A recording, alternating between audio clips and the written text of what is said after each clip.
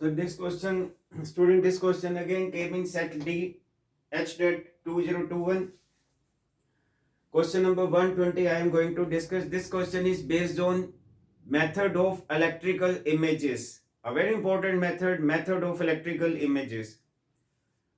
Estate ने ये पहली बार मेथड ऑफ इलेक्ट्रिकल इमेजेस पे क्वेश्चन सेट किया. हालांकि दूसरी परीक्षाएं जैसे गेट का एग्जाम या नेट का एग्जाम उसमें ये क्वेश्चन आए हुए हैं.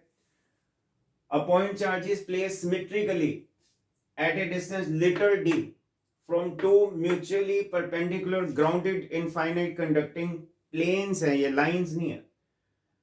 How much is net force on this main charge little q? क्या वो जो total force experience by q due to these two grounded infinite conducting plate की वजह से वो फोर्स पी के टुवर्ड्स है या पी से अवे है? आइए देखते हैं इसको कैसे. Method of electrical images. The word image is important. Electrical image, ये main charge Q, these two conducting grounded mean potential is zero, infinite conducting planes है ये. और ये इसमें इमेज का मेथड देखिए. इलेक्ट्रिकल इमेज मेथड क्या होता है, जैसे मिरर की तरह ट्रीट करते हैं. मिरर में एक ऑब्जेक्ट होता है, एक इमेज होता है. Object image relationship is there. हम जाते हैं प्लेन मिरर से, जितनी दूर ऑब्जेक्ट होता है उतनी दूर इमेज होता है. फर्क ये है कि ये पॉजिटिव चार्ज है तो इसका इमेज इस के विद रेस्पेक्ट टू इसका इमेज माइनस वैल्यू वही रहेगी, साइन चेंज हो जाएगा. ये प्लस है तो ये माइनस आ जाएगा, ये प्लस है तो ये माइनस आ जाएगा. ये मिरर, ये भी मिरर की तरह ट्रीट करिए. Treat these grounded conducting plates, infinite grounded conducting plates या प्लेन्स एज मिरर्स. तो इसका इसके with respect to image minus little q. जितनी ये डिस्टेंस उतनी ये डिस्टेंस, जितनी ये डिस्टेंस, ये लिटिल डी, ये भी लिटिल डी, ये लिटिल डी, ये भी लिटिल डी. तो ये इमेजेस आ गए. अब आगे इमेज का फिर इमेज बनता है. ये इमेज चार्ज 1, ये इमेज चार्ज 2. तो आप ये देखिए, ये वाली जो कहता है वो इनफाइनाइट, इसको आगे एक्सटेंड करिए आगे. तो आप स्टूडेंट इसको जब एक्सटेंड करेंगे तो ये माइनस क्यू इस मिरर के with respect to image plus little q बनेगा. ठीक इसी तरीके से इसको भी आप एक्सटेंड करिए. तो ये मिरर है और इस मिरर के विद रेस्पेक्ट टू इस माइनस लिटिल क्यू का इमेज प्लस लिटिल क्यू, इसलिए लिखा मैंने इमेज चार्ज है. ये इमेज चार्ज 1 का भी ये इमेज चार्ज है और इमेज चार्ज 2 का भी ये इमेज चार्ज है. बस सब क्वेश्चन देख लीजिए. How much is the force experience by this little q? This is point P given to me. अब ये माइनस लिटिल क्यू, ये वो चार्ज है जो फोर्स एक्सपीरियंस करेगा. ये वो जो चार्जेस है ये फोर्स एक्सर्ट करेंगे. एक सोर्स चार्ज होता है, एक वो चार्ज होता है जो फोर्स एक्सपीरियंस करता है. This is the charge which will experience force. These are the charges which will exert force. Charge ही फोर्स लगाता है, चार्ज ही फोर्स एक्सपीरियंस करता है. तो इस माइनस लिटिल क्यू ने इस लिटिल क्यू को अट्रैक्ट किया, पुल किया. इस माइनस लिटिल क्यू ने इस लिटिल क्यू को अट्रैक्ट किया अपनी तरफ, पुल किया. क्योंकि opposite charges, dissimilar charges, unlike charges attract each other.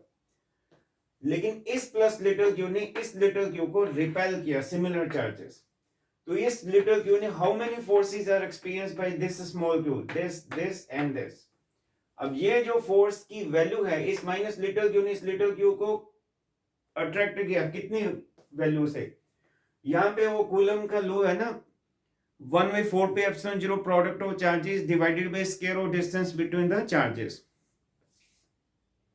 तो इस माइनस लिटिल क्यू ने इस क्यू पे कितनी फोर्स लगाई? के यहाँ पे 1/4 पे एप्सिलॉन 0 है. इलेक्ट्रोस्टैटिक फोर्स कांस्टेंट बोलते हैं. तो के into product of charges, magnitude में लिख रहा हूं, माइनस तो डायरेक्शन का संकेत है, डिवाइडेड बाय डिस्टेंस. ये डिस्टेंस भी लिटिल डी, ये भी लिटिल डी. इन दोनों के बीच में कितना डिस्टेंस है? 2 लिटिल डी. तो 2 लिटिल डी का होल स्क्वायर यानी 4 लिटिल डी स्क्वायर. इसी प्रकार से इसने भी इसको ऐसे पुल किया. तो ये दोनों फोर्सेस की वैल्यू बराबर है. और एफ डैश जो है इन दोनों फोर्सेस का, इसका और इसका, दोनों फोर्सेस की वैल्यू सेम है और इनके बीच में एंगल कितना है 90। तो F dash is resultant force of this and this. को इनिशियल पॉइंट के थ्रू ये रिजल्टेंट प्रिंसिपल डायगोनल इन दोनों का रिजल्टेंट बताएगा इस तरफ, यानी F dash is a force which is directed towards point P. तो एफ डैश का फॉर्मूला, रिजल्टेंट फोर्स का फॉर्मूला क्या होता है? Under root P square plus Q square plus 2pq cos theta. Theta क्या? Angle between two forces when two vectors are made co-initial. और theta यहाँ पे कितना है इन दोनों फोर्सेस के बीच में? 90। cos 90 is 0। तो P square plus Q square, this is value of P, this is value of Q. You know vector algebra. तो ये √2 और ये स्क्वायर अंडर रूट कैंसिल होके ही आ जाएगा। तो √2/4 ये 0.353। वैसे सोल्व करने की जरूरत नहीं, मैंने अपना रफ एस्टिमेट वर्कआउट किया। अब बारी आती है इस क्यू ने इस क्यू को रिपेल किया, सिमिलर चार्जेस। अब देखेंगे एफ डैश का एरो बड़ा दिखाया मैंने, लेकिन F1 का एरो छोटा है। एरो की दो चीजें होती है, एक वैल्यू होती है, एक डायरेक्शन होती है। एरो बड़ा का मतलब मैग्नीट्यूड ज्यादा, वैल्यू ज्यादा। एरो छोटा मीन मैग्नीट्यूड कम, वैल्यू कम। तो ये वैल्यू कम है क्योंकि ये डिस्टेंस ज्यादा है। डिस्टेंस कितना है? ये कितना है? ये कितना? Litre D. ये भी लीटर डी। तो ये कितना हुआ? ये कितना डिस्टेंस हो गया? √2 लीटर डी। तो टोटल डिस्टेंस कितना हो गया इन दोनों के बीच में? 2√2 लीटर डी। तो इसका मतलब how much is force experience by this Q? इस क्यू ने इस क्यू पे कितनी फोर्स लगाई? के product of charges divided by distance. Distance between them is 2√2 litre D. Simplification ये। अब आप देखिए के Q square by D square, इसके साथ भी इसके साथ ये 0.125 है और ये 0.3। तो इसका मतलब एफ डैश जो है F1 को डोमिनेट कर रहा है। इसीलिए एफ डैश का जो एरो का साइन है यहां से लेके यहां तक, ये मैंने बड़ा दिखाया, ये छोटा। जब दो फोर्सेस अनइक्वल हो, डायरेक्शन अपोजिट हो, तो रिजल्टेंट का मैग्नीट्यूड उनका डिफरेंस होता है और बड़ा माइनस छोटा होता है। और रिजल्टेंट फोर्स की डायरेक्शन डिसाइड कौन करता है? बड़ी value, big value. Big value कौन है? F dash. F1 तो P से अवे है, लेकिन F डैश P के टुवर्ड्स है। तो नेट फोर्स की जो डायरेक्शन होगी that is decided by F dash which is toward P। इसका मतलब टुवर्ड्स P वाला आंसर आएगा। इन दोनों में से एक ऑप्शन है, डू और डाई लगना था, टुवर्ड्स P। अब पता नहीं ये है या ये है, वो चेक कर लेते हैं। तो इन दोनों का डिफरेंस आएगा। तो नेट फोर्स क्या हो जाएगा? F dash minus F1। और F डैश की वैल्यू जो है वो ये है और F1 की वैल्यू क्या है? ये। सिंप्लीफाई करके के Q square by 4 litre D square common into √2 - 1 LCM लिया तो ये वैल्यू आ गई व्हिच इज दिस। और 2 × 4 कितना? 8। और नेट फोर्स की डायरेक्शन मैंने अभी बताई टुवर्ड्स P। तो इसका सेकंड ऑप्शन करेक्ट है। This question is important question based on method of electrical images. Next question is question number 129। ये प्रोजेक्टाइल मोशन में +1 intermediate class, unit number I think second, motion in plane. Consider projectile launched with speed u, subtending angle theta with horizontal. Asking question में average velocity of projectile between the instants it crosses half the maximum height. This is maximum height. ये horizontal range होता है। ये ground to ground projection का question है। ये oblique projection है, ground to ground projection। Particle यहां से प्रोजेक्ट किया और यहाँ पे हिट, ये हिटिंग पॉइंट, ये प्रोजेक्शन पॉइंट, और ये वेलोसिटी u, ये velocity u making angle theta with horizontal. आप इस u को डिकम्पोज करेंगे तो इधर कंपोनेंट आ जाएगा u cos थीटा और इधर क्या आ जाएगा u sin थीटा। आप जानते हैं प्रोजेक्टाइल में you must have studied characteristics of projectile motion. It is the horizontal component of velocity which does not change during the course of flight of projectile motion. Projectile motion में horizontal component, ground to ground projection में horizontal component change नहीं होता। Vertical component जब ऊपर जाते हैं यहां से यहां मैक्सिमम हाइट तक तो घटता जाता है। और ये हाईएस्ट पॉइंट है, ये टॉप मोस्ट पॉइंट है। टॉप मोस्ट पॉइंट जो हाईएस्ट पॉइंट पे it is vertical component which is absent. It is only horizontal. Maximum height पे वेलोसिटी 0 नहीं है। Maximum height top most point पे horizontal component is present. Horizontal component will stay the same, remain the same during entire flight of projectile motion.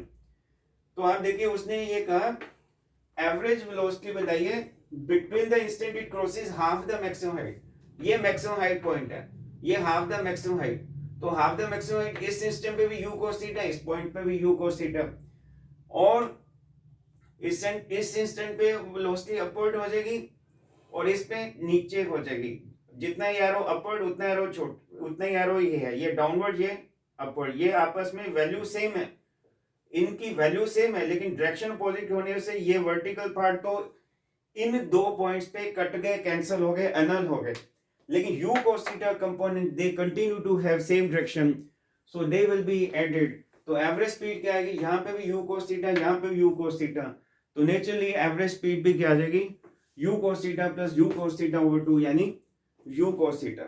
तो कहने का मतलब यही है कि velocity of projectile in going from one point to another point will always be u cos theta provided two points lie in same level.